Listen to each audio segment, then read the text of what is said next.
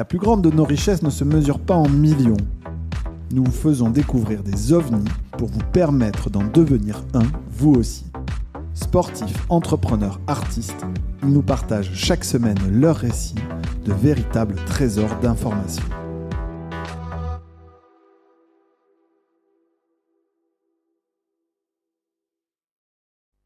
Et ben voilà, on va parler de... Alors tu sais que je sors d'un call avec d'une préparation de podcast avec un général qui va être le directeur de l'école de guerre, en l'occurrence. Donc, on est dans des univers, on parlait pas mal de cyber et de choses comme ça.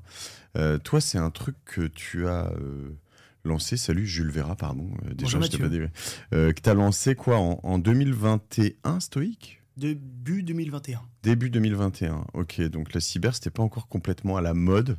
On en parlait un peu quand même. Tu avais eu le Covid quand même, ouais, qui ouais. commence à faire frémir avec toutes les connexions à distance, où on se dit, en fait, tout le monde on devient tout d'un coup beaucoup plus vulnérable. Mais il n'y avait pas eu la vague de cyberattaques qu'il y a eu, notamment en 2021, même si ça avait commencé en 2020. Mais toi, tu as un peu choisi d'adresser une face nord, je sais pas si on peut dire ça, mais en fait l'assurance c'est quand même un gros délire. Tu vas m'expliquer comment ça fonctionne derrière, parce que moi j'ai eu, que tu dois peut-être connaître de près de loin, mais le fondateur de Riot, je sais pas comment on le dit, bon, sur lequel en fait je trouve ça vraiment super d'ailleurs, peut-être que vous bossez avec eux pour on travaille pas avec eux, mais on s'apprécie, je recommande souvent Benjamin, que je salue évidemment. Et qu'on adore, nous on a fait... En fait, ce qui est drôle, c'est que c'est... En tout cas, c'était à l'origine, je sais pas où ça en est aujourd'hui, mais finalement assez low-tech. Enfin, c'était des pages sur lesquelles tu allais rentrer des trucs et puis tu disais, bah, toi, tu n'aurais pas dû rentrer tes trucs dans ces pages-là, tu vois. Mais en revanche, très efficace. C'est-à-dire que nous, on a pu sensibiliser des centaines de collaborateurs là-dessus qui faisaient n'importe quoi. Enfin, quand tu te rends compte que tu es dans une agence digitale avec quand même des gens censés être super câblés et que tu arrivais à en gros 17% versus 12% versus 17% normalement, mais des gens qui finissaient de la boîte par te balancer du mot de passe sur des landings toutes pourries, et tu te dis waouh. Mais en fait, ça nous arrive à tous. C'est un peu ça le constat de base, quoi. Ouais, et donc pour la face nord dont tu parles, moi j'ai 2 points de départ importants et auxquels on se tient pour Stoïque, c'est de se dire, je m'adresse aux PME. Mon sujet, c'est le risque cyber des PME. Je m'adresse aux PME parce que c'est le maillon de la chaîne en France, en Europe, qui se fait attaquer, mais qui n'est pas sensibilisé et qui n'est pas protégé contre ce risque. Parce que la plupart des boîtes, comme Riot d'ailleurs, se rendent compte que le coût d'acquisition pour aller chercher des PME, il est assez fort pour des budgets qui sont assez faibles, et donc ils se concentrent sur des entreprises d'une certaine taille. Et donc, de manière purement pragmatique, les PME se retrouvent délaissées. Or, c'est... l'essentiel de notre tissu économique, quoi. Donc mon premier point, c'est de se dire, parce que j'ai vu plein de PME mourir, on a tous vu des dirigeants de PME qui doivent mettre la clé sous la porte à cause d'une cyberattaque.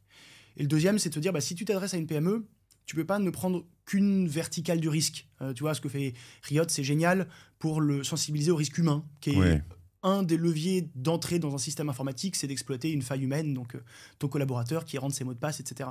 Alors qu'en fait, il y a d'autres sources d'entrée dans un système informatique, plus techniques, et puis il y a d'autres choses à faire si tu veux protéger une entreprise que de sensibiliser le risque humain. Et donc notre idée, c'est de faire le tour de ce risque, et c'est là que vient l'assurance. Ce qui est beau dans l'assurance, qui était un monde que je ne connaissais pas du tout, j'ai découvert en faisant Stoïque, mais ce qui m'a plu philosophiquement, c'est qu'à partir du moment où tu assures une entreprise, tu as aligné les intérêts avec elle. Son risque, c'est ton risque. Oui, t'as pas intérêt à ce qu'elle se va bananer, quoi. Voilà, moi j'assure OVNI, j'assure Orso Média. À partir de ce moment-là, j'ai vraiment intérêt que vous alliez bien. Et du coup, tout ce que je vais pouvoir te mettre en plus pour t'aider à te protéger, je vais le faire dans ton intérêt, mais je vais le faire aussi dans mon intérêt, parce que c'est comme ça que je gagne de l'argent quand je fais de l'assurance, en faisant en sorte que les entreprises que j'assure soient le moins attaquées possible. Et donc ça te permet de faire le tour. C'est vraiment la relation qu'on a. Tiens, je peux en profiter parce que j'essaie toujours d'être transparent sur ce podcast, comme sur tous mes podcasts. Mais donc tu es notre assureur chez OVNI, chez Orso aussi. Pas encore. Moi, ça va venir. J'ai la chance de ne plus connaître tous mes clients. Mais je suis pas sûr encore. Moi, je suis sur ma boîte. Je sais que c'est pas le cas, mais qu'il faudrait peut-être que j'y pense. Les assurances, c'est toujours ça. Tu y penses quand ça t'arrive, mais il y a des moments tu laisses un peu de côté. Et d'ailleurs, ça fait vraiment partie des choses. Je voudrais qu'on fasse le tour de tout ce que tu m'as dit là. Mais avant de rentrer là-dedans, juste pour poser le débat, et ceux qui nous écoutent et qui connaissent pas, Stoic, donc avec un K à la fin, .com, c'est 3 levées déjà, donc seed, série A, série B, on est déjà là. Ouais. On est combien au total ? On est 120 dans l'entreprise. Ok, j'ai vu série B 25 millions ou ouais, en tout, on a levé 50 millions d'euros depuis le début de Stoic. Avec, en 4 ans. En 4 ans, ouais. Chaud. Et la dernière était il y a 1 an.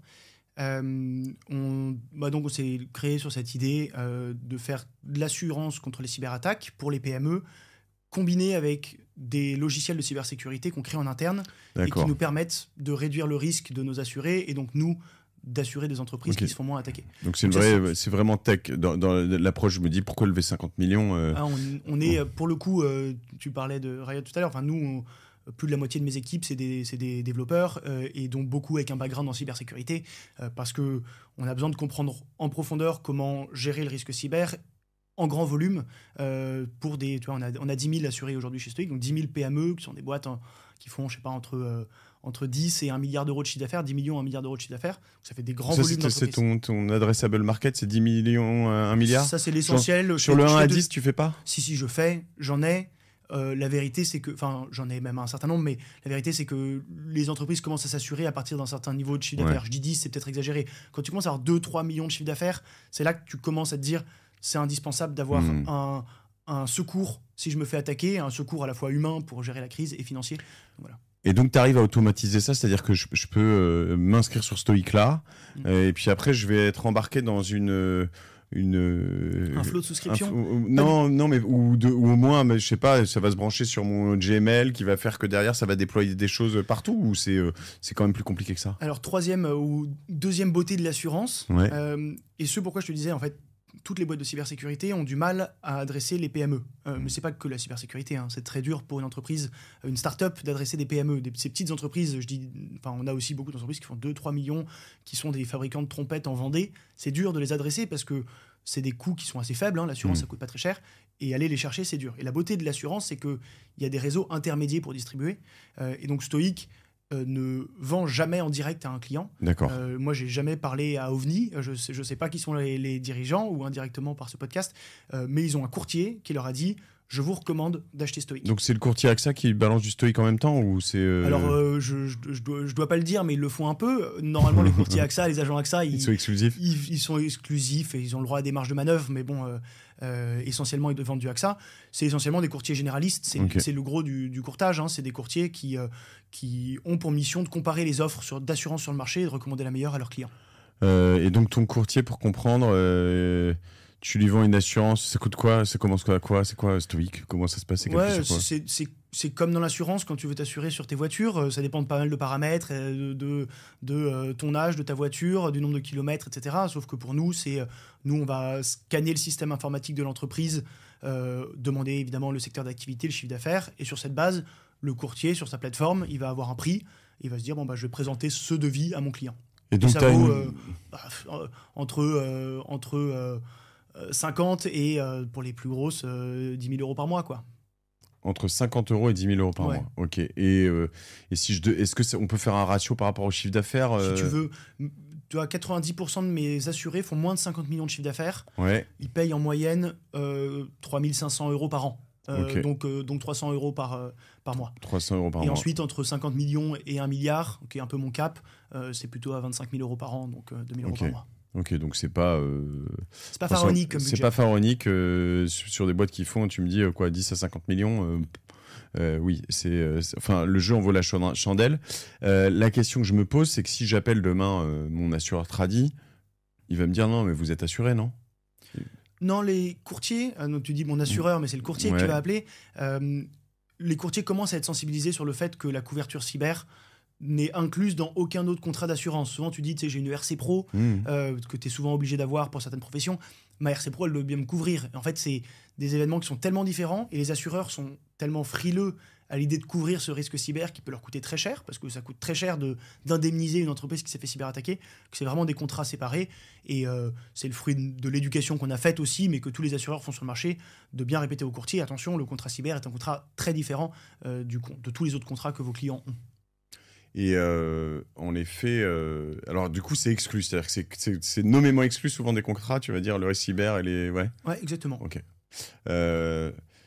Donc, ça couvre quoi? Tu me disais tout à l'heure, on pourrait faire un tour, mais donc il y a le fait des failles sécurité. Ça t'est déjà arrivé, toi, de rentrer ton mot de passe dans un truc Bound. Ou un truc. De me faire avoir par du phishing, tu veux dire en tout cas, mes équipes cyber checkent continuellement si quelqu'un de chez Stoic a fait l'objet d'une fuite de données dans le passé, et ça n'est pas le cas. Donc, en tout cas, pas depuis le début de Stoic. Dans le passé, peut-être. Écoute, le fun fact, c'est que moi, j'étais, je pense, assez fièrement en dehors de ça. Alors, j'utilisais des trucs comme Dashlane ou des choses comme ça. Je sais pas si c'est un peu. Vous devez avoir des outils comme ça, d'ailleurs, vous en proposez? Bien sûr, on est consommateurs, clients. Ouais. Et donc, je voyais que j'étais plutôt assez bon généralement. Et là, récemment, je m'en suis rendu compte en l'ayant fait. C'était qu'à un moment, j'ai reçu un email d'Orange ou un truc comme ça. J'ai rentré mon mot de passe. Je sais pas, en plus, j'étais avec quelqu'un et j'ai compris j'ai vu que Dashlane m'avait pas demandé, mais c'était pas mis sur le truc. Et après, je me suis dit, attends, mais je viens de rentrer mon mot de passe. Je suis revenu en arrière, je suis revenu sur la page. J'ai vu l'adresse de la page. Je me suis dit, donc j'ai dû tout changer, etc. Et en fait, ça m'a fait quand même me dire que, comme quoi c'est possible. Même si moi qui suis un peu parano et tout, averti, je me suis dit, c'est possible. Récemment, on commence à faire du M&A. On a acheté une première entreprise récemment. Et donc, je commence à regarder des technologies en cybersécurité qu'on pourrait intégrer à ce qu'on fait pour les proposer aux PME. Et je reçois un dossier d'une petite entreprise cyber qui avait développé sa technologie. J'envoie à mes équipes cyber. Donc, j'ai toute une équipe, on y reviendra peut-être, qui fait de l'investigation numérique, donc qui fait ça. Et je leur dis, vous pensez quoi de cette entreprise? Et il y en a un qui me répond, je sais pas, mais en tout cas, je pense que je connais la date de naissance de sa fille, parce que j'ai son adresse mail avec une date de naissance qui ressemble. Et donc, j'appelle le banquier d'affaires, le dossier ne nous intéressait pas. Et je lui dis, je pense que le dirigeant, il faudrait qu'il fasse gaffe aussi à ces données, parce qu'on avait accès à des bases de données d'info-stealers, de fuites de données passées, avec la possibilité de se connecter à son système informatique, quoi. Incroyable. Donc si on fait le tour, qu'est-ce que vous devez couvrir là-dessus? Parce que donc l'un des fondamentaux que vous avez, c'est que tu dis pas à quelqu'un, bon, je t'assure, vas-y, c'est cool, démerde-toi, c'est bon signe là et c'est fini. Non, tu dis je t'assure, mais en revanche tu dois un petit peu. Ça, c'est comme toutes les assurances.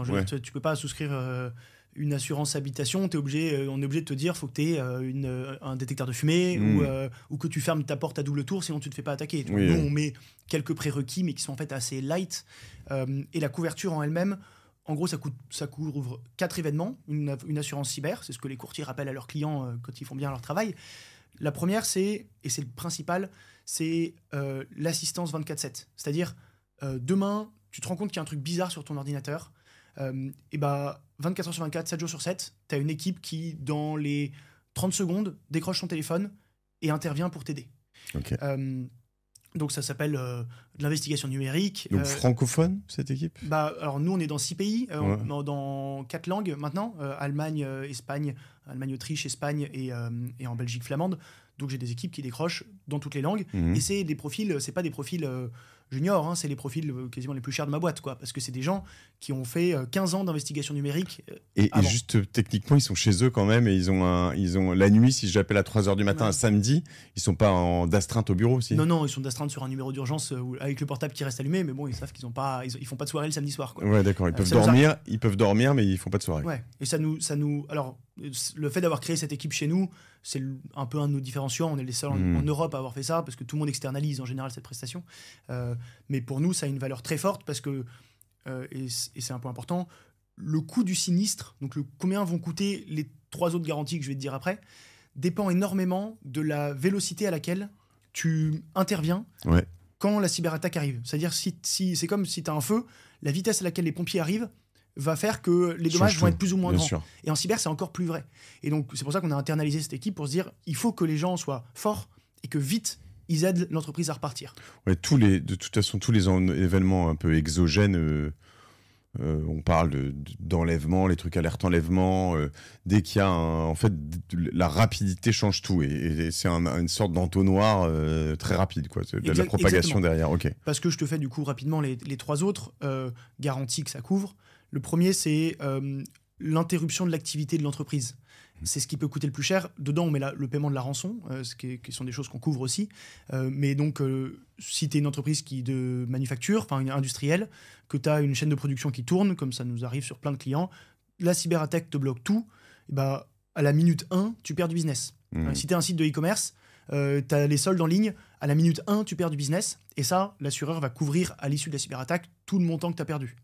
Donc, tu vois, pour reprendre ce que je te disais avant, on a eu un grand site de e-commerce français, veille de solde, enfin jour de solde, le vendredi soir. Client, ouais. Oui. Vendredi soir, 18h, ils nous appellent, hop, on s'est pris une cyberattaque. Tu vas sur le site, tu te dis, ah bah oui, en effet. Et ils nous disent, bon, les gars, en revanche, on fait 400 000 € de marge brute par jour. Donc, nous, on doit indemniser 400 000 € de marge brute par jour d'interruption du système. Dans le contrat d'assurance, tu as 12 heures de franchise, donc les 12 premières heures, tu les couvres pas. Autant te dire que c'était un vendredi, si Vendredi le lendemain t'as ton 18h, mariage, tu l'annules. En fait, c'était vendredi 18h, le samedi 6h, fallait que ce soit reparti. Ouais. Et moi, alors c'est pas moi qui gère cette équipe, je suis pas le plus technique de la bande. Je me suis réveillé le samedi matin, j'ai regardé leur site, j'ai actualisé, j'ai vu, mais ils ont bossé jusqu'à 4h du mat pour le faire repartir, parce qu'on avait un intérêt très très fort à ce que le client aille bien, pour qu'on n'ait pas indemnisé derrière la perte, quoi. Juste pour comprendre, cette perte, c'est vous qui l'indemnisez vraiment? Ouais, c'est la même distinction, si tu veux, que les néobanques, il y a un peu ce sujet. Non, nous, on n'est pas assureur dans le sens où c'est pas nos fonds propres qui sont en jeu. C'était le premier défi quand on a créé Stoic, c'est de créer un produit d'assurance qu'on a créé nous de toutes pièces. On dit, on veut assurer tel type d'entreprise dans telles conditions, et d'aller voir des assureurs et de dire, écoutez, ce qu'on vous propose, c'est un deal où c'est nous qui faisons tout, c'est nous qui choisissons les entreprises, le prix, c'est nous qui gérons les sinistres, mais c'est vous qui payez s'il y a un problème. Voilà, ce qui est un deal pas simple à faire avaler au début quand tu arrives avec ma petite tête qui connaissait pas le monde de l'assurance, mais qu'on a réussi à faire en trouvant des partenaires forts. Et le premier, c'est Swiss Re, qui est le deuxième plus gros réassureur du monde, qui nous a suivis. Et puis ensuite, on a eu d'autres partenaires qui nous ont suivis. Mais tu vois, aujourd'hui, on a, je te disais, un peu plus de 10 000 assurés. On leur offre en moyenne une couverture jusqu'à 1,5 million. Donc, tu vois, on couvre leurs frais jusqu'à 1,5 million de pertes en moyenne. Ça veut dire que tu as 15 milliards de pertes potentielles. C'est-à-dire que les assureurs derrière moi, sur leur balance sheet, ils ont 15 milliards de risques qu'ils ont pris à cause de Stoic ou avec Stoic, et sur lequel on a intérêt à leur apporter un business rentable. Ok. On reprend alors tu m'as parlé de 3. Je te fais les deux autres rapidement. Donc, premier, c'est l'assistance. Deuxième, c'est les dommages subis par l'assuré, les pertes, etc. Le troisième, c'est les conséquences c'est les dommages causés à un tiers. Par exemple, on a des clients, récemment, on a eu un gros ransomware sur un client financier allemand, qui avait comme une institution financière qui avait comme client tous les riches allemands. Et donc, ils avaient de la donnée très sensible. Et donc, l'attaquant bloque le système de cette entreprise et nous dit « j'ai la donnée entre les mains et je sais qu'elle vaut de l'or ». Si cette donnée fuite, les clients riches vont voir toutes leurs données fuiter, vont attaquer notre client, et derrière, le client va devoir se défendre, et ça, c'est pris en charge par l'assurance. Donc ça, c'est les dommages causés à un tiers, notamment en cas de fuite de données, ou en cas de transmission de virus. Je me fais attaquer, l'attaquant part de mon système pour aller chez Thales ou chez un partenaire avec lequel je suis interconnecté, j'ai ma responsabilité qui est en jeu. Okay. Et quatrième, j'ai fini, la fraude, qui arrive énormément. C'est en fréquence ce qu'on voit le plus chez nos assurés, pour des petits montants souvent, mais mon comptable s'est fait avoir, et sur un changement de RIB, quelqu'un s'était introduit dans le système informatique, avait récupéré des informations et lui a envoyé un mail pour lui dire « Tiens, le virement de 20 000 balles, tu peux le faire sur ce compte ». Il fait le virement, cyberfraude.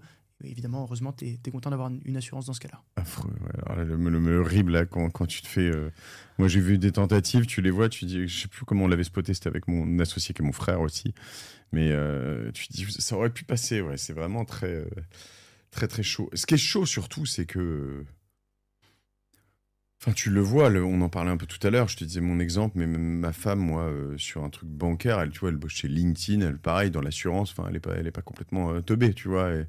Et au téléphone, elle a eu un conseiller, mais qui parlait, mais en fait... Et je lui ai dit, t'aurais presque dû t'en méfier, parce qu'en fait, les conseillers des vraies banques, ils parlent pas aussi bien, en fait. Et elle me dit, en fait, il était genre vraiment quelqu'un d'hyper éduqué, de machin, hyper rassurant, je comprends, machin, etc., qui lui demandait des codes. À un moment, il s'est dit, mais il me demande des codes, je dois pas lui donner en ligne, etc. Elle dit, attendez, est-ce que je peux vous rappeler? Parce qu'il y a un des réflexes qu'il faut avoir, normalement. Et non.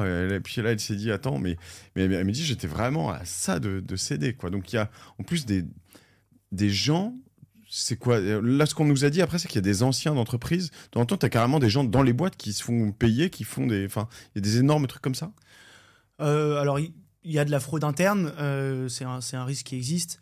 Après, c'est vrai que derrière une cyberattaque, tu as toujours des gens, et on en parle beaucoup parce qu'on parle beaucoup d'intelligence artificielle, qui est un moyen de commencer une cyberattaque beaucoup plus facile. Mais derrière l'intelligence artificielle, il faut toujours quelqu'un qui est doué. Et c'est un peu, heureusement, la ressource limitante aujourd'hui sur les cyberattaques qu'on voit, c'est que derrière une cyberattaque d'ampleur, il faut des gens qui savent comment ça marche et qui sont formés, quoi. Mais après, il y a des vrais centres de formation, alors sur la partie technique, moins sur la partie vocale, mais il y a des vrais centres de formation en Europe de l'Est, énormément, de gens, c'est des entreprises qui développent des logiciels pour aider à faire des cyberattaques en grand volume, et c'est ce qui permet de démocratiser la cyberattaque. Tu peux te faire former tout en Europe de l'Est. Mais en effet, si tu rajoutes le combo... je pense, parce que peut-être la limite pour des... Justement, on pense beaucoup aux Russes, aux Asiatiques ou à des gens comme ça, c'est quand même le langage, quoi. Donc si tu rajoutes des gens bien câblés qui parlent bien, ça doit... Ouais, la plupart des cyberattaques encore, et même les fraudes, passent à la fin par de l'écrit. Il y a toujours du mail dans la liste qui est plus facile si tu veux adapter le langage.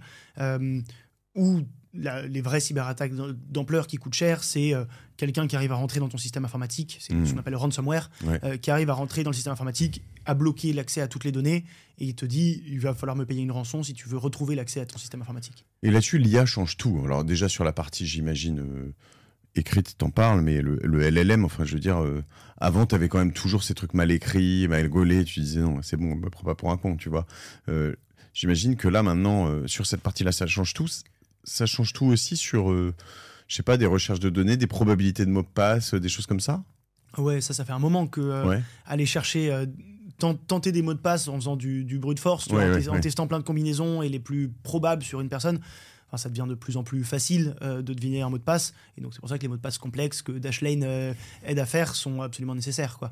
Mais encore une fois, même si l'intelligence artificielle aide la première couche de la cyberattaque, pour qu'elle fasse vraiment mal à l'entreprise, tu vois, souvent l'attaquant, sa première mission, c'est rentrer dans le système. Rentrer dans le système, ça veut dire j'arrive à me connecter à ton ordinateur, ou toi j'ai récupéré à travers un mail de phishing des accès, je me connecte à une boîte mail, mais souvent avant de déclencher leur cyberattaque, donc avant de porter le coup, ils restent cachés dans le système pendant plusieurs semaines. Ils essayent de ce qu'on appelle rebondir dans le système, c'est-à-dire avoir accès à la boîte mail ou au droit du boss qui a tous les accès et qui peut tout faire pour pouvoir ensuite faire le plus mal possible et gagner le plus d'argent possible. Eux, leur but, il est purement économique la plupart du temps, en tout cas pour les PME. Et donc, oui, l'IA aide, mais pour le moment, quand on voit, nous, on en observe, on en gère, je pense, 3-4 par jour aujourd'hui des cyberattaques. Tu vois, c'est quand même sur vos 10 000 clients, c'est ce que j'allais dire. Ouais, c'est ça, on a à peu près une fréquence de 10% de notifications. Donc de 10% tous les ans, sur 10 000, tu as 1000 assurés qui nous appellent en nous disant j'ai un truc bizarre. Sur les 1000, ou sur les 10%, t'en as 60% où c'est rien. Où c'est maintenant vous 400, en faites pas. Mais il me reste 400. Une par jour quasiment, un peu plus. Ouais, plus d'une par jour sérieuse. Où tu te dis, ok, là, il faut qu'on intervienne. Et les vrais qui font mal, c'est des groupes organisés en Europe de l'Est, souvent, la plupart du temps, pas toujours, mais avec du staff qui est vraiment formé à faire des choses d'impact. La rançon, vous la payez de temps en temps? On est obligé? Alors, il y a eu tout un débat il y a quelques années. Je me souviens d'être... à l'époque, on ne couvrait pas la rançon pour des sujets... c'était vraiment tout début, notre premier produit. Moi, je dis, mais jamais on paiera la rançon. On négocie pas avec les terroristes. France 2 fait un reportage là-dessus. J'ai ma tête sur France 2 le soir à 20h. Et le lendemain, il y a mon associé qui vient me voir qui me dit, non mais Jules, c'est pas possible de pas payer la rançon, de pas couvrir la rançon, on va être obligé de le faire. Et donc 2 semaines après, on a rétro-pédalé. Mais c'est pas grave, tu as été sur France 2, tu as gagné des clients. J'ai fait de la com. Mais le fond en fait, donc un assureur, ou nous, fondamentalement, notre mission, ce qu'on veut, c'est la sécurité informatique de notre tissu économique européen. Okay, quand une entreprise se prend une cyberattaque, nous appelle, et un ransomware, donc il y a une demande de rançon, nous appelle pour qu'on gère. Notre but, c'est évidemment pas d'enrichir les attaquants qui vont aller réattaquer ensuite. Notre but, c'est de faire repartir l'entreprise le plus vite possible à partir de ces sauvegardes. Tu vois, souvent les données sont chiffrées à la sauvegarde pour qu'elle puisse recommencer à travailler encore, quoi, sans avoir à payer la rançon. Mais dans les cas où les sauvegardes sont aussi chiffrées, tu n'arrives pas à les déchiffrer, parfois on arrive à les déchiffrer, ou on travaille avec des partenaires qui peuvent les déchiffrer, tu n'arrives pas à les déchiffrer, et tu te dis, en fait, juste, soit la boîte meurt, soit on paye, et bah, tu réfléchis à payer. Ouais. Mais dans ce cas-là, et c'est là que tu rentres dans un jeu qui est intéressant, la demande de rançon, elle tombe, et souvent on dit, bon, bah, vous nous devez, si vous voulez récupérer la donnée, vous avez 48 heures pour payer 500 000 €. Nos équipes prennent la main sur la négociation, les équipes dont je parlais tout à l'heure, et le but, c'est évidemment de ne pas dire que tu es l'assureur, parce que sinon, ils te feraient payer plus cher, et de gagner du temps pour voir ce que tu es capable de faire avec la donnée. Donc, ce qu'on fait souvent, c'est qu'on se fait passer un peu pour des cons en disant faut se créer un wallet crypto. Une fois, on leur a dit désolé, j'ai envoyé le mauvais passeport qui était périmé, du coup, j'arrive pas à me créer mon compte Coinbase, je dois perdre une semaine, quoi. Le mec en face est fou, l'attaquant, t'interagis tous les jours avec lui, mais toi, pendant ce temps-là, tu gagnes du temps, tu essayes de faire repartir le système informatique de l'entreprise et tu te dis, est-ce que je peux ne pas payer la rançon Et quand à la fin, tu te dis, je suis obligé de payer, évidemment, tu as négocié entre-temps, l'attaquant est baissé de 500 000 à 50 000 €, et ça a dû nous arriver une petite dizaine de fois peut-être, mais de dire je dois payer pour le faire repartir. Et intéressant de voir la négo. J'adore jouer au con dans ces moments-là, t'as pas le choix de toute façon. Mais ouais. Et cet attaquant-là nous avait insulté en disant you are missing business ethics. Donc tu te rends compte, le gars est en train de rançonner ton entreprise. J'adore. Et il nous dit les gars, vous déconnez, vous savez pas faire des affaires, vous êtes en train de me la mettre à l'envers, ce qu'on était objectivement en train de faire, mais bon, on n'avait pas trop de scrupules parce que c'était un terroriste, quoi. C'est hilarant. Et les rançons, qu'est-ce que je voulais dire la difficulté, je trouve, là-dessus, c'est de dire que quand tu la payes, ça t'arrivera pas derrière de nouveau, quoi. Ça va être le plus gros cauchemar pour vous. Tu veux dire, alors pour un client en tant que tel, quand c'est nous qui intervenons, si on paye la rançon, on sait très bien ensuite vérifier si l'attaquant il a laissé des portes d'entrée cachées et qu'il va pouvoir rentrer. Non, il n'y a pas de stress. Souvent, un client qui se fait attaquer, d'ailleurs, qui est assuré chez nous, on sait qu'il va pas se faire réattaquer parce qu'on va lui dire ce qu'il faut faire pour pas se faire réattaquer. C'est fou. Et par rapport à d'autres business d'assurance, on appelle quoi, un taux d'incidence, non, c'est pas ça Oui, un loss ratio. Ouais. Donc donc tu dis 10% sur une année, c'est énorme, non? En volume de notification, donc c'est de vrais sinistres, on va dire 4% de fréquence. C'est normal. En fait, ça dépend de la sévérité et on est sur un risque. Alors là, c'est un peu la technique d'assurance, mais c'est la première leçon que j'ai apprise en rentrant dans l'assurance. On m'a dit il y a des risques de fréquence, genre les dégâts des eaux dans des maisons. Tu vois, tu sais à peu près quelle fréquence tu vas avoir de dégâts des eaux, tu sais combien ça va coûter, ça va être toujours à peu près la même chose. Et tu as des risques de sévérité, c'est-à-dire tu n'as pas de fréquence si forte de gros événements, mais en revanche, quand ça tape, ça fait mal. Et ça peut coûter, tu vois, quand tu as un accident de voiture et tu as quelqu'un qui meurt, là, ça coûte très cher à l'assureur. Quand nous, tu as une boîte qui est immobilisée, qui ne peut pas repartir, que tu as beau payer la rançon, les données fuites, etc., ça peut nous coûter jusqu'à 10 millions d'euros. Enfin, ça peut coûter à l'assureur jusqu'à 10 millions d'euros. Donc, notre enjeu, c'est pas tant... Évidemment que c'est bien de réduire la fréquence, mais l'enjeu, c'est surtout de maîtriser la sévérité. Et alors toi, ton modèle là-dessus, c'est que tu vends donc à 10 000 personnes. Ton chiffre d'affaires, tu peux le donner ou... Ouais, on fait le prix moyen de l'assurance, c'est 5 000 €, en gros sur tous les segments. Donc ça fait 50 millions d'euros de primes d'assurance. 50 millions de primes, et toi tu gagnes combien sur la prime? Alors sur la prime, en gros, je gagne 20% en net. Donc ça 10 millions. Ça fait 10 millions récurrents. Et donc ça, c'est mon premier modèle. Et mon deuxième modèle complémentaire, c'est une fois que les assurés sont assurés chez moi, d'aller les voir et de dire bon, écoute, maintenant, ton risque, c'est mon risque. Ton intérêt, c'est mon intérêt. Et du coup, je vais te mettre à disposition des outils dont je sais pertinemment qui vont t'aider à subir les attaques que je devrais gérer sinon. Et donc de recommander ou de créer des outils de cybersécurité que tu recommandes et que tu vends à tes assurés. Ça, c'est quelque chose qu'on fait depuis 1 an et demi et où juste le message, quand tu es le client, tu dis bah ouais, t'es mon assureur, tu me veux du bien. Et c'est vrai qu'on leur veut Oui, bien. après, je pourrais aussi te dire, hey, Jules, t'es sympa. Mais en fait, tu sais quoi, tu m'assures. Donc démerde-toi, soit tu me l'offres, soit machin. T'as vraiment envie que ça t'arrive? Non, mais bon, attends. T'as une assurance. Toi non plus, t'as pas envie, on est sur le même bateau, t'as pas envie que ça m'arrive. Ouais, mais justement. C'est cadeau. Non, mais après, la question implicite dans ce que je te dis, c'est par rapport à ton deal avec Swiss Re, où tu vois le méta-assureur derrière, est-ce que si t'as plus ou moins d'attaques, plus ou moins de primes, non pas de primes, de sinistres. De sinistres. Je gagne plus d'argent. Tu gagnes plus d'argent. Ouais. Donc, mon 20%, il peut passer à 25 ou à 30. Oui, si, donc, à la fin de l'année, je réduis là où le je te risque. dirais, offre-moi tes logiciels. Du coup, je suis capable de le faire avec un prix compétitif. Je leur dis, Ouais. si tu prends ça, ta prime d'assurance, elle baisse de 20%. Ouais, Parce qu'en fait, je sais que ton risque est meilleur. Ou tu sais quoi, si tu fais ça, t'as même pas besoin d'avoir de sauvegarde. Oui. Je sais que t'es mieux protégé. Et c'est ça l'avantage d'avoir les deux. Intéressant. Donc un jour, tu pourrais te retrouver à racheter du Dashlane ou des gens comme ça si ça fonctionne bien. Ça coûte cher une boîte comme Dashlane, tu crois? Pardon. L'un des fondateurs et un de mes investisseurs, Emmanuel Chalit. Ah oui, je l'ai reçu sur Génération Yourself il y a longtemps. Il est Très génial, Emmanuel. Est-ce que ça coûte? Quelle est la valorisation de Dashlane? C'est gros quand même maintenant. Je pense que c'est vraiment une belle réussite et ils ont fait plus que juste le gestionnaire de mots de passe. Je sais pas te dire exactement, mais c'est un très beau succès. Ouais. Moi, j'aime beaucoup la boîte, j'aime beaucoup le logiciel, je les trouve juste très mauvais en com. Mais bon, je veux dire, donc, les gens, il y a trop de gens qui n'utilisent pas de gestionnaire de mots de passe. Alors, ils utilisent peut-être les trucs de plus en plus natifs par Google ou Apple, etc. Je suis pas sûr que ce soit aussi bien. Et puis, tu peux pas le transiter d'un truc à l'autre. Enfin, moi, je suis toujours sidéré par les gens qui disent. C'est quoi un gestionnaire de mots de passe, ouais. Y compris des entrepreneurs, mais bon. Ok, très clair. Donc, modèle qui fonctionne, 10 millions. Donc, 10 millions, c'est pas le chiffre d'affaires exact parce que tu rajoutes un peu ses ventes. En récurrent, là, donc la partie cybersécurité, c'est quelque chose qu'on fait depuis 1 an et demi. En gros, là, on finit l'année à 13. On était à 4 l'année dernière, donc tu vois, ça fait plus de x3 sur l'année. 13 millions de revenus récurrents. Et ce qui est beau là-dedans, c'est que. Alors, c'est de la distribution intermédiaire, donc c'est le courtier qui vend à notre client, donc mes forces commerciales sont assez limitées en taille. Il prend combien le courtier? 20 points. Donc sur tes 13 millions? Sur mes 50. Sur tes 50. Non, moi, ce que j'ai, c'est mon net. Okay. Sur les 50, il prend 20 et moi, il me reste 20 aussi. Okay. Donc lui, il est rémunéré. Il prend aussi sur mes outils de cybersécurité que je vends à ses clients, je le paye. Donc c'est intermédiaire, ce qui me permet d'avoir des forces commerciales faibles.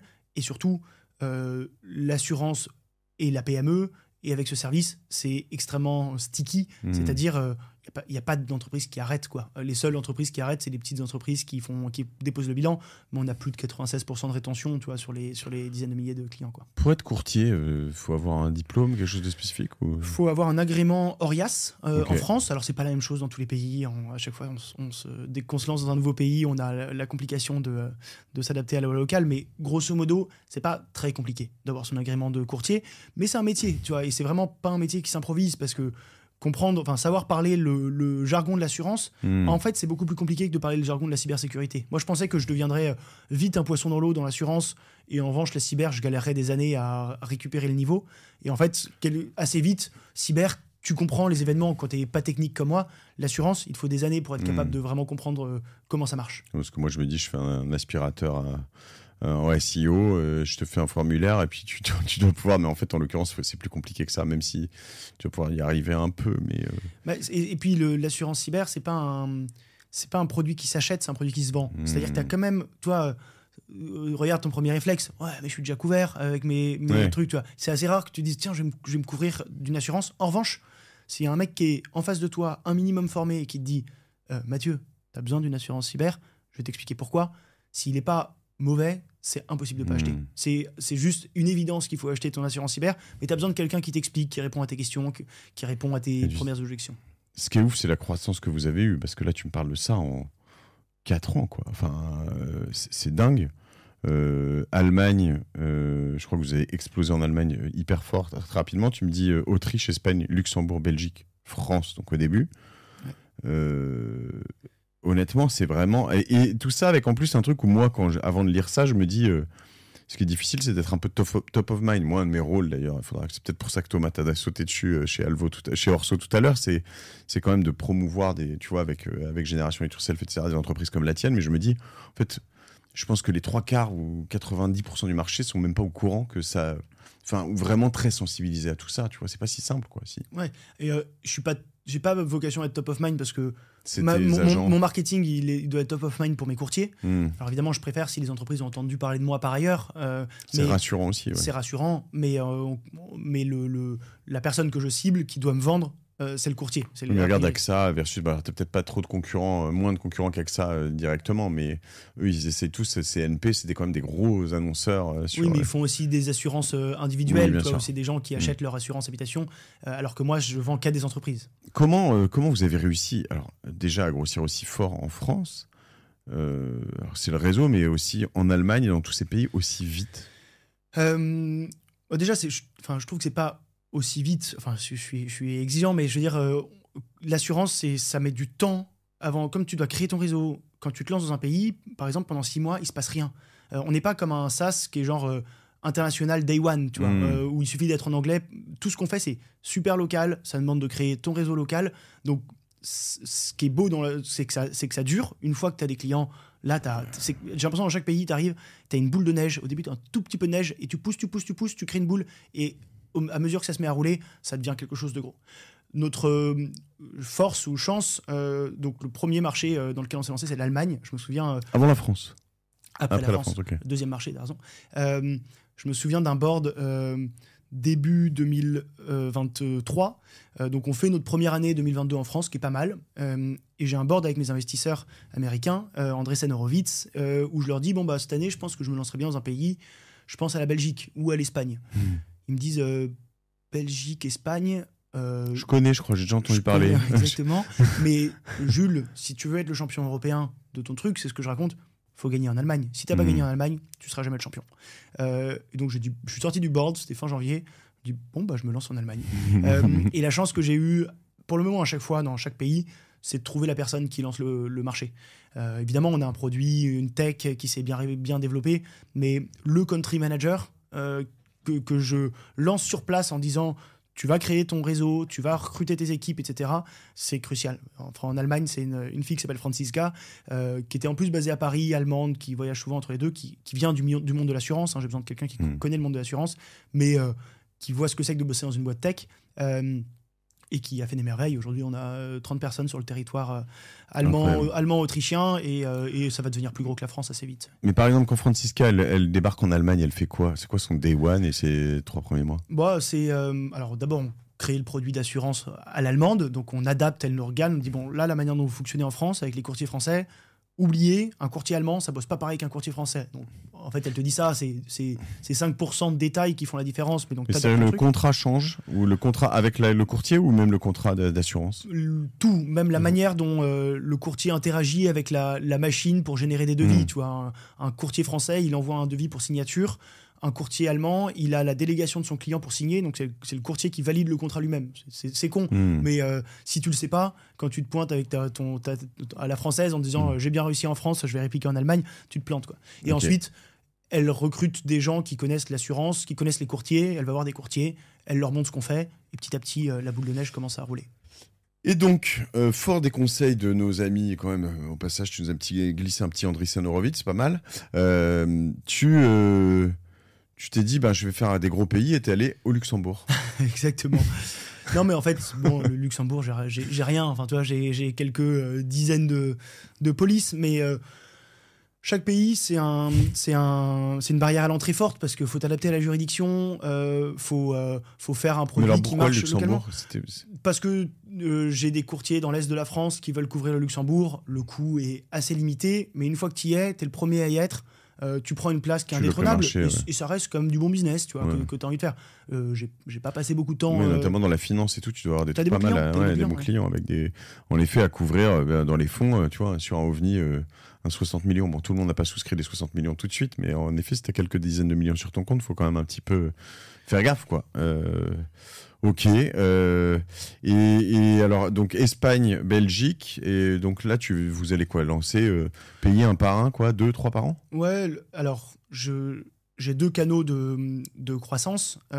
Un, ouvrir des pays, parce que dans chaque pays dans lequel je vais, J'ai des nouveaux courtiers qui m'amènent des nouveaux clients. Donc là, en Belgique, on a fait notre premier M&A. On a racheté une boîte qui faisait comme nous, qu'on a intégrée. Donc, il y avait 150 courtiers flamands qui vendaient de l'assurance cyber avec eux. Donc maintenant, qui vendent mon assurance cyber sur le marché belge. Et pourquoi tu t'es pas lancé là-bas? C'était plus simple de les racheter?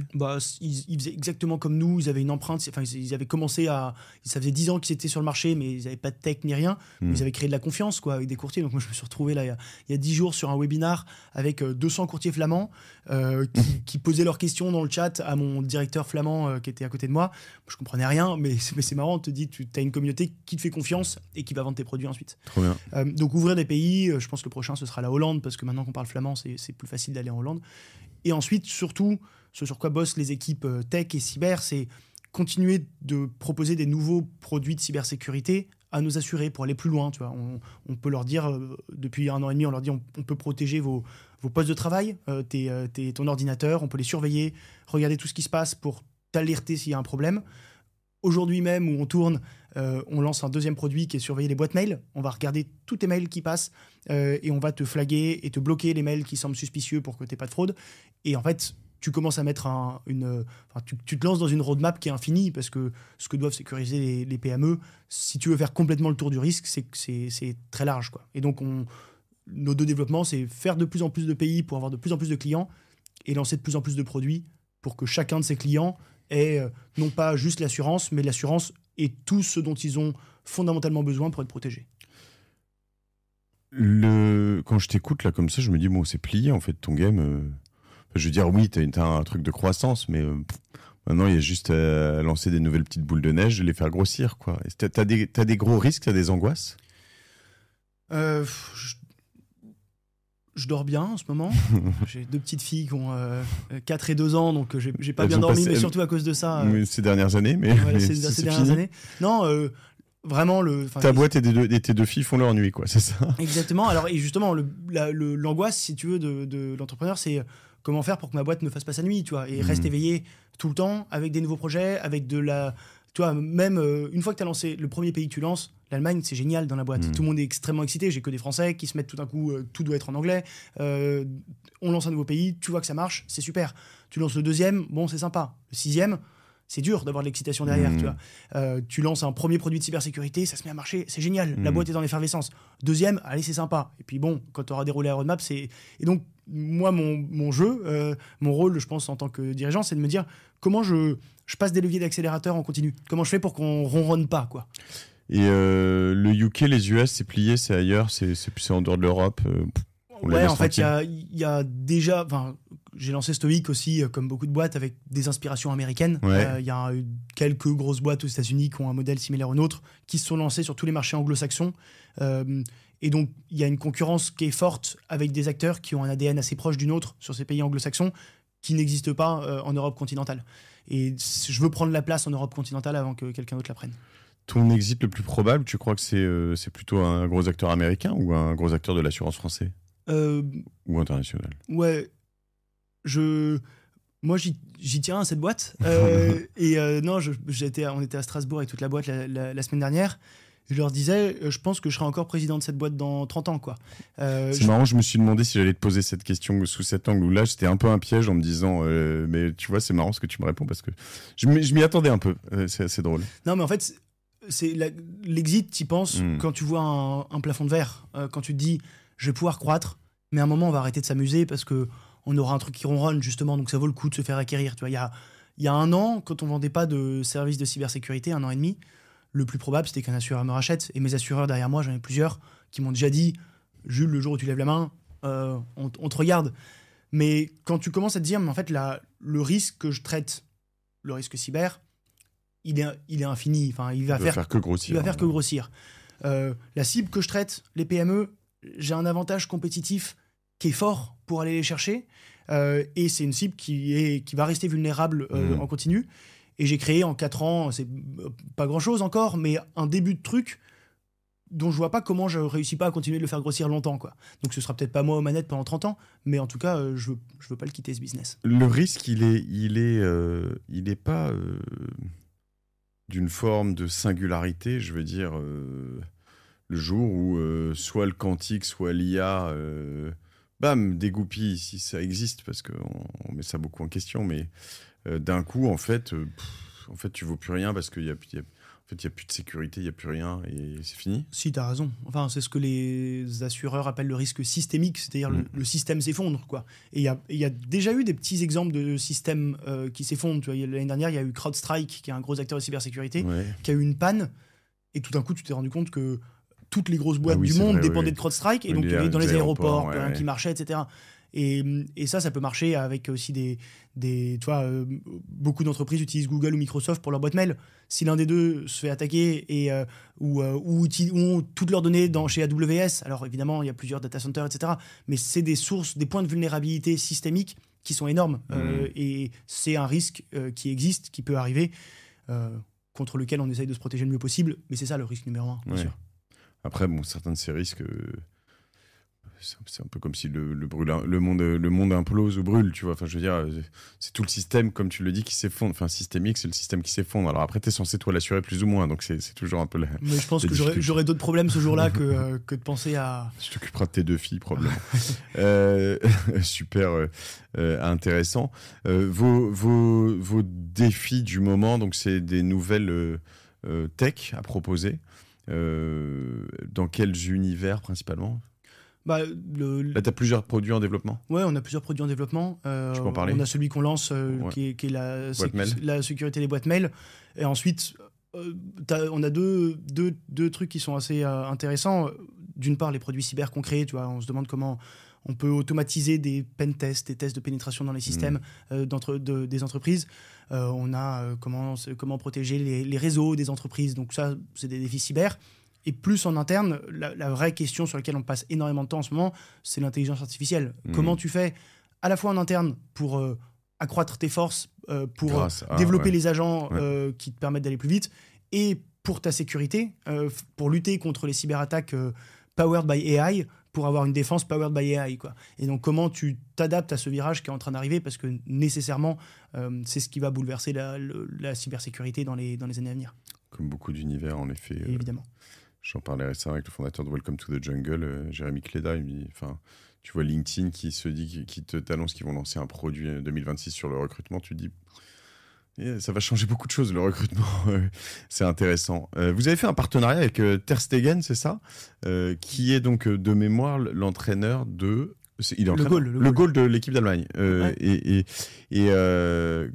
déjà, ça fonctionne. C'est pas mal le goal, en fait. Évidemment. La métaphore avec la cybersécurité était pas mal. J'ai cherché pas mal pour avoir quand je voulais me lancer en Allemagne, je me suis dit, encore une fois, toujours ce truc de créer de la confiance quand tu arrives sur un marché. Comment tu fais pour ne pas être estampillé comme la petite boîte française qui se pointe en Allemagne et qui attire pas la sympathie. Et donc, comment tu trouves un sponsor qui va plaire aux courtiers en assurance locaux, quoi. Et comment ça fonctionne au-delà de tu peux le faire venir à un événement et du coup les gens viennent peut-être, mais lui il est hyper loqué sur, enfin tu vois, il est toujours brandé, il a probablement du Nike ou des équipementiers, le deal c'est tu passes avec son manager et tu te mets d'accord sur une liste de choses qu'il te doit sur un an. Et en échange, moi, j'ai pas payé de cash, j'ai donné des BSPCE, ou des BSA, parce que c'est un mec très smart en l'occurrence. Alors, on n'a pas eu tellement de chance parce qu'il s'est blessé depuis, donc il performe moins. Il est un peu sur le banc du Barça en ce moment.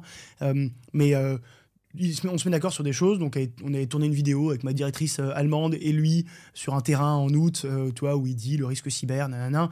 C'est super sympa, tu vois, de tourner ça avec lui. T'organises des dîners avec des courtiers allemands et espagnols parce qu'il est à Barcelone. Et lui, eux, ils sont tout contents de voir un joueur de foot, tu vois.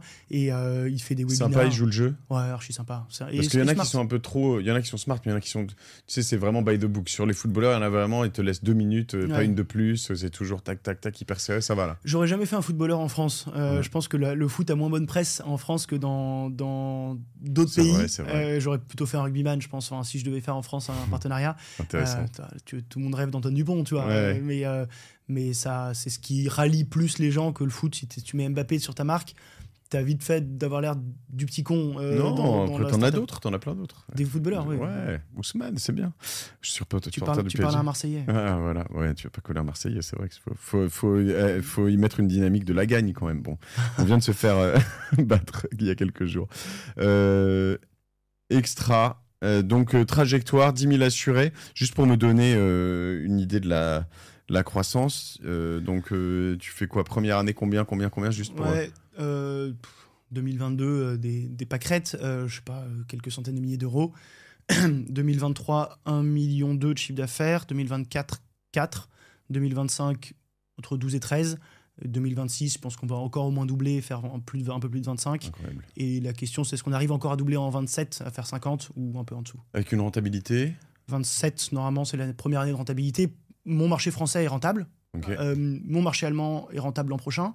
Je sais qu'il me faut 3 ans pour rentabiliser un marché, tu vois. J'ai pas des forces commerciales énormes, mais juste au début, comme je te dis, tu pars de zéro et tu as besoin de gens. Et c'est pas des stagiaires. Non, pardon, ouais. Excuse-moi. J'aurais pu voir ça venir plus vite parce que en me disant que la boule est tellement grosse en France et peut-être ensuite en Allemagne.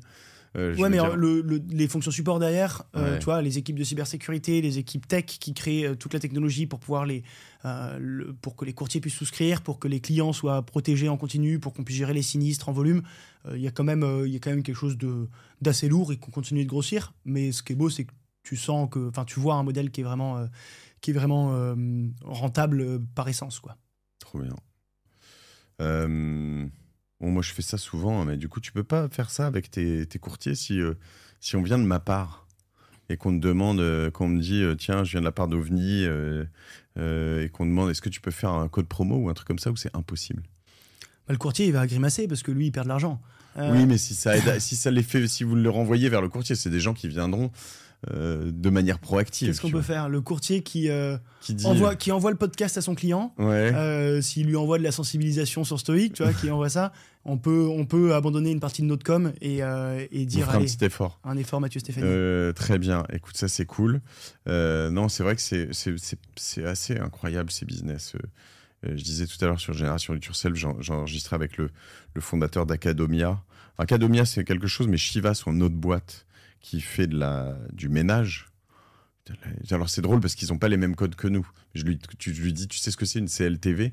Il me dit non. Je dis une Customer Lifetime Value. Il me dit bah oui, alors ça je sais ce que c'est, tu vois, mais toi tu as des CLTV, tu la connais même pas d'ailleurs encore, mais c'est un truc de malade en fait. Quand tu as 96% de rétention, ta Lifetime Value c'est 20 ans, quoi.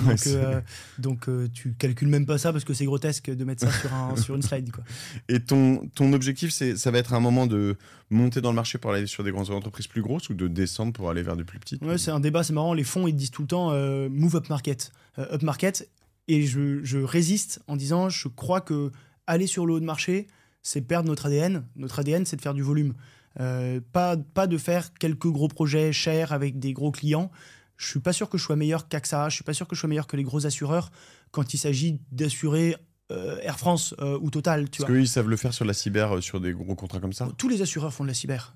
Mais quand tu es Total, ce que tu veux, c'est beaucoup de couverture pour pas cher. Ma technologie, en plus, elle apporte pas beaucoup de valeur ajoutée. Okay. Et donc, j'essaie de toujours me concentrer sur où est-ce que je pense que je vais gagner. Qu'est-ce qui fait que j'ai vraiment un truc différenciant qui fait que je comprends pas pourquoi tu t'achètes quelque chose d'autre que moi. Donc, je leur dis, non, je ne veux pas bouger up market. Ça générait de l'argent, mais je pense plus de défocus que de rentabilité. T'as monté cette boîte, tu m'as dit, t'as 2 filles de 2 et 4?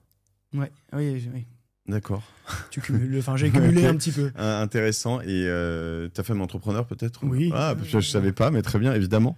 J'aurais pu le dire. Et en plus, tu fais pas mal de Ironman courses. Ouais, t'en as fait dans ces 4 dernières années ou pas? Non. Okay. Merci. J'avais commencé le sport. Je sais que t'en fais pas mal aussi, mais de la course. Ensuite, tu fais un premier triathlon, premier marathon. Puis je pourrais faire un Ironman. Donc ça, c'était 2015, 2016, 2017. Okay. 2017, je m'inscris à un Ironman avec mon frère. On fait l'Ironman. Et je sens que le lendemain, t'es un peu fatigué. Le lendemain soir, tu te dis, ok, c'est quoi le prochain? T'as toujours moi, je suis un peu porté par ça, un peu comme je te disais sur l'entreprise, tu vois. Comment tu ronronnes pas et comment t'accélères sur la prochaine vitesse? Donc, je me suis posé cette question. Que je venais de me fiancer avec ma femme. Et je me dis, est-ce que je veux vraiment rentrer dans ce délire où tu rentres dans les ultra-trails, et qui est un truc qui je vais y revenir, parce que j'ai ça en moi, tu vois.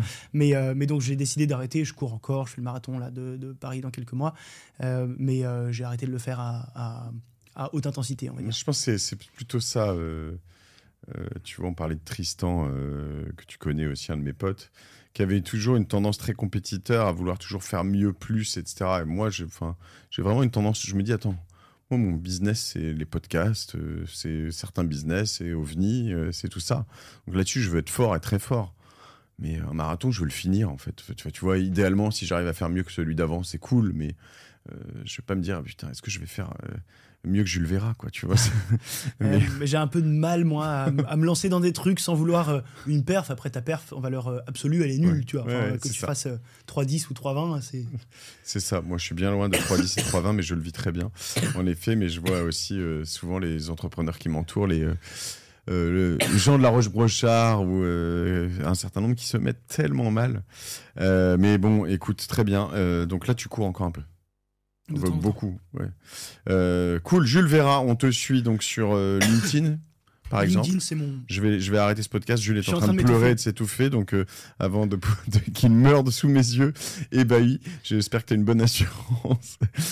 Stoic.com. Ah, tiens, si, j'avais cette question. Combien t'a coûté le nom de domaine Stoic ? On l'avait pas au début. Au début, je voulais acheter. On a eu stoic.io. Mon adresse mail, c'est encore io. Et je me souviens de mon associé qui me dit, le CTO, qui dit je vais négocier stoic.io. Donc, .com. Non, .io, déjà, on l'avait pas. On voit qu'il est à 10 000 euros et il dit je vais faire une offre à 5 000. Et sauf qu'entre-temps, on pouvait pas lancer notre boîte, on pouvait pas lancer notre site tant qu'on n'avait pas le nom de domaine. Donc, tous les 2 jours, je lui disais bon, Nico, t'en es où là du nom de domaine ? Il me dit il m'a pas répondu le gars, donc je refais une offre, 7 000. Il me répond pas. Ah, il a joué 3 jours après, je refais une offre 8 500. Il me répond pas. 0 réponse. Je dis, Nico, il me faut un nom de domaine. Il a fait une offre, 10 000. Il lui répond, le mec, OK, deal. Et donc, on l'a payé 10 000, stoic.io et stoic.com, quasi rien. 20 000, enfin, pas beaucoup plus, quoi, 20 000. Okay. C'est mieux de l'avoir quand même, mais c'est pas des prix délirants par rapport à certains noms de domaines qui se vendent, quoi. Bon, moi, j'ai fait l'inverse sur certains de mes. Je crois que celui que je cherchais à avoir, c'est mon nom de famille.com. Et en effet, j'ai demandé, j'ai le .fr. En fait, je m'en fous du .com, tu vois. Donc, j'ai demandé il y a quelques années. Et en effet, c'est l'inverse. C'est-à-dire que comme je demande plus, c'est lui qui m'écrit. Maintenant, et ça baisse à chaque fois, mais ça baisse pas autant que je voudrais. Il faut avoir le temps. Si tu as le temps avec toi, t'as pas... ça. Et en fait, sur un autre que je diguais pour un de mes clients, alors là, celui-là m'intéresse plus du tout. Tous les ans, je lui réponds non, ça m'intéresse pas, non, ça m'intéresse pas. Et le prix baisse. C'est quasiment divisé par 2 tous les ans. Mais bon, en vrai, vraiment, j'en veux pas. C'est très drôle. C'est vraiment la même chose que la rançon, quoi. Le temps est ton ami dans ce genre de truc. Merci Jules Vera, Veyrat. On te suit un peu partout sur LinkedIn et puis vous allez sur stoic.com ou voir votre courtier et puis de ma part et puis il vous serait bien accueilli. De ta part surtout. Ouais. Allez, merci Mathieu. Salut, ciao. Abonnez-vous à ce podcast OVNI. Vous voyez, on a quand même des invités extra sur une durée plus condensée que mes podcasts habituels. Donc voilà, c'est sympa. Et puis pour ceux qui me trouvent trop long, au moins je parle moins dans ce podcast, c'est déjà pas mal. Et puis on a plein d'invités extra comme ça. Et puis waouh, en effet, en l'occurrence, je suis impatient de voir la suite de ce que tu fais. Salut Jules.